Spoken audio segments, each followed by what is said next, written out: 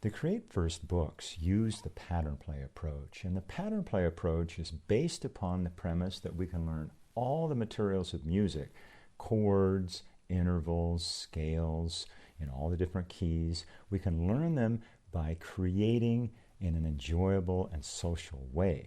So the approach begins with duets and then transitions gently to the solo experience. So in this video, I'd like to show you how that's done. Let's start with the first pattern in the new Create First series, and that's Sunrise. Can you play with me on black keys?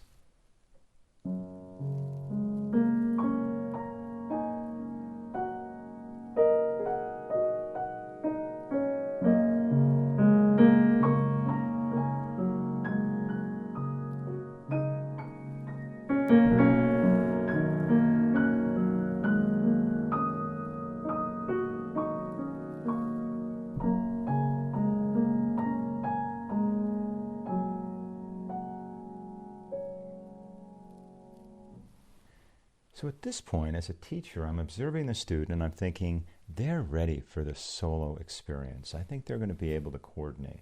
So at this point, I'm going to ask the student to switch places. I'm going to say to them, I want to play the top part. So now that we're in different positions, I'm going to teach the student to accompany me by playing the pattern. So can you play G flat in the bass and press the pedal down?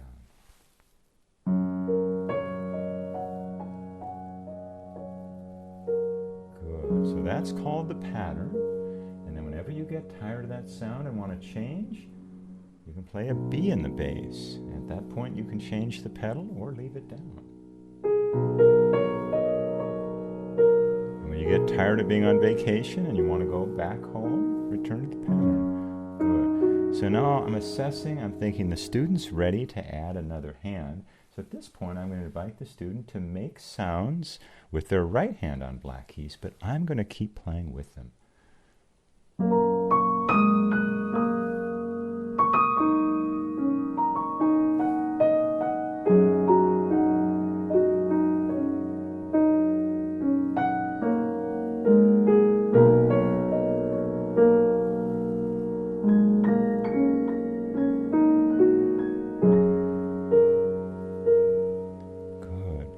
The reason I play with the student is so that they're not self-conscious while they're learning to put the hands together. They're not feeling observed or judged.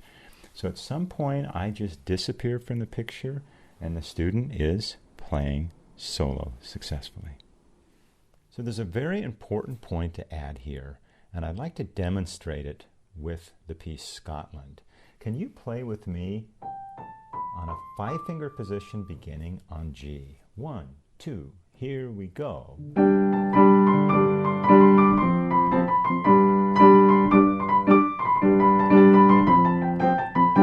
Good. Now, when it comes time to teaching the student the solo, what do I teach them to accompany? Because I'm playing a bass note here and fifths here. See, they don't have 3 hands.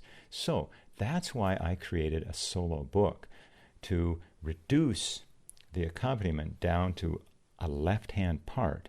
Now, in this case, what I would do is I would teach the student to play those fifths that I was playing in my right hand. I would teach the student to do it with their left hand.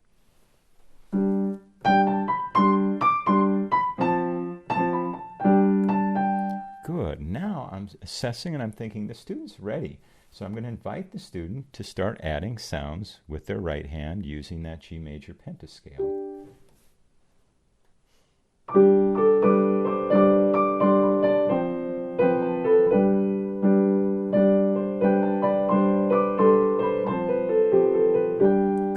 So the student is now equipped to go home and play solo and have a very enjoyable time. For decades, I taught improvisation without the duet to solo approach, and I was successful less than half the time. But with the duet to solo approach, I've really been successful with almost all students. So I'm encouraging you to use this in your studio in the hopes that you and your students will enjoy creating together.